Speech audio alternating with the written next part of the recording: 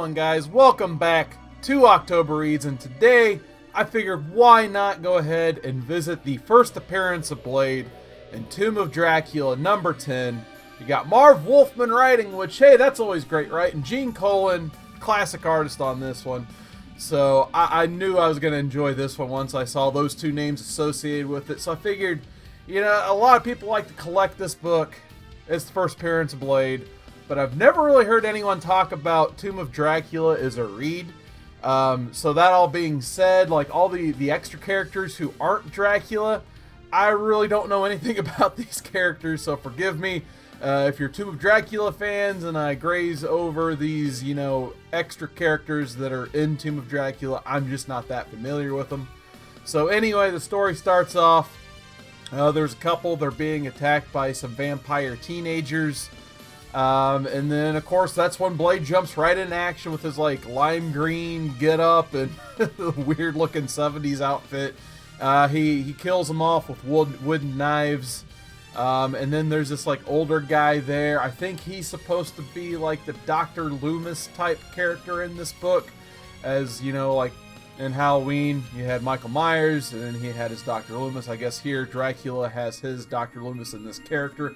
Like I said, I don't know too much about him, unfortunately, but he kind of chastises Blade for killing teenager vampires for some reason, and, you know, Blade's just kind of explaining himself. He's just like, well, they're vampires, they're no good, basically. And it's kind of this point where I'm just like, is Blade actually a vampire here? Because a little bit you see him in scuba gear, which obviously says he needs oxygen, which vampires... But at this point, it really wasn't known that he was a vampire, so I don't know if Marv Wolfman had originally written this indicating that Blade was a vampire, or if that was introduced in his origin, which shortly came later. So I don't think they wrote this with his origin in mind. So I thought that was really interesting to see this take, which would obviously be the first take on Blade. But my favorite part of this story, which... I can't believe I've never heard anyone talk about this. The main crux of the story takes place with Dracula on a party boat. There's literally like a party cruise liner. It's full of rich people and actors and stuff. Powerful people. And Dracula's grand scheme in this is he wants to use like his hypnosis style powers to control these people so he can use their power and wealth to his advantage. So he has a lackey on board. He used the lackey to help recruit some blonde lady. So he can have, you know, his hors d'oeuvre while he's there, basically. So just the fact that it's just Dracula hanging out with actors on a party liner.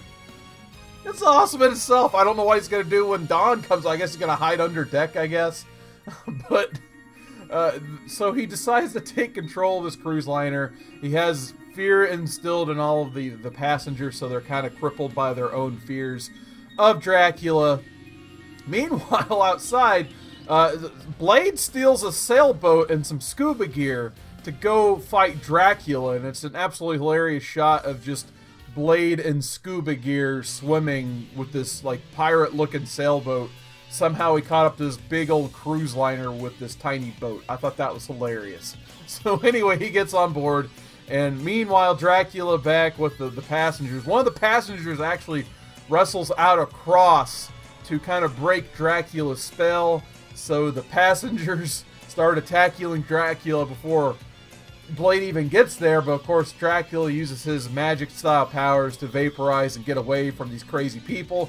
He gets outside, that's where him and Blade get into a fight, but since Blade technically isn't a vampire yet, because we don't know his origin yet, it hasn't been written, Dracula basically is just mopping the floor with Blade at this point. He at least has enough fighting skill to get away from Blade and his wooden knives.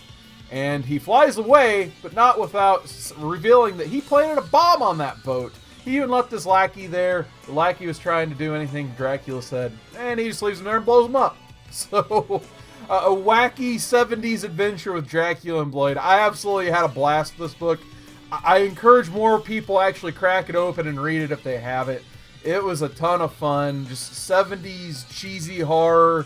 They got away with what they could with the Comics Code of Authority, early 70s style, because, hey, they weren't afraid to take that big leap just yet.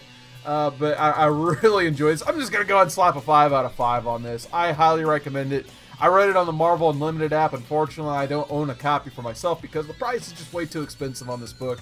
But I at least wanted to give it a read and see what in the world this was. But yeah, I enjoyed the Marv Wolfman writing. You got all your dolts and all your 70s insults thrown in there, so I love that. And then Gene Colan, of course, on the art. Like I said, classic. When you talk 70s, Gene Colan's one of your go-to guys. So big thank you guys once again for checking out October Reads.